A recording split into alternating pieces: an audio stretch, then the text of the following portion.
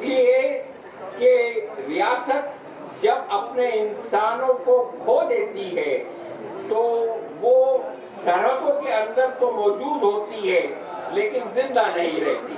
پاکستان کی بقا کی پہلی شرط یہ ماننا ہے کہ ریاست اب اخلاقی طور پر مفلوج ہو چکی ہے۔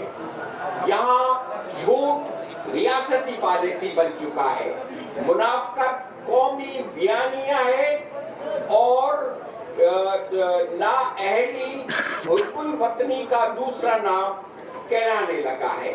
یہاں آئین کتاب نہیں ایک کھلونا بن چکا ہے، قانون انصاف نہیں بلکہ طاقت کا سرچشمہ بن چکا ہے۔ پارلیمان اب عوام کی آواز نہیں بلکہ طاقتوروں کی نیلام گاہ ہے۔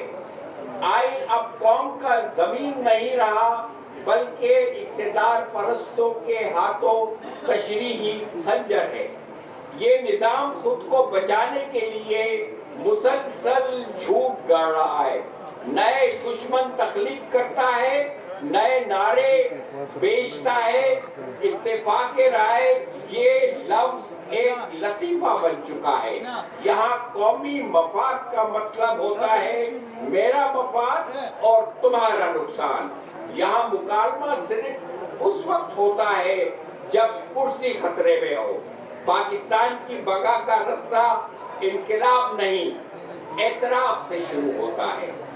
یہ اعتراف کہ ہم نے ریاست کو چند خاندانوں، چند اداروں اور چند مقدس نعروں کے ہاتھوں بہی کیا ہے۔ میں آخری بات کروں گا، یہ تو ہوئی ایک اندھیرے کی صورتحال، لیکن مجھے روشنی نظر آتی ہے اور یہ روشنی کل ہم نے سن میں دیکھی۔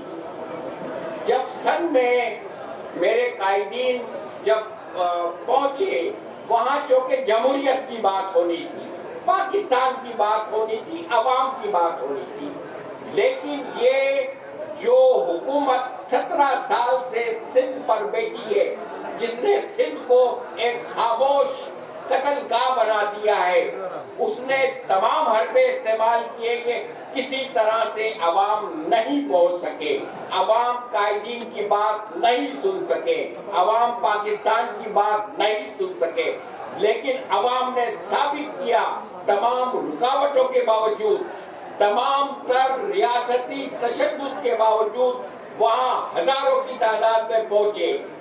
ایک بات اچھی طریقے سے پردے کے پیچھے بیٹھے لوگوں کو سمجھ لینی چاہیے کہ اب یہ قوم انتہائی باشعور ہے اور کسی صورت میں پاکستانی قوم بے بس نہیں ہے اور نہ بے حس ہے، اور پاکستانی عوام میں نہ صرف شعور پیدا ہو چکا ہے اور بلکہ وہ ایک نئے پاکستان جس طرح سے مفتہ اسماعیل صاحب کہہ کر گئے تھے کہ محمد اقبال نام کا شخص ہر صوبے میں، ہر شہر، ہر قصبے میں بستا ہے، اب اس کے خاتمے کا وقت ہوا چاہتا ہے۔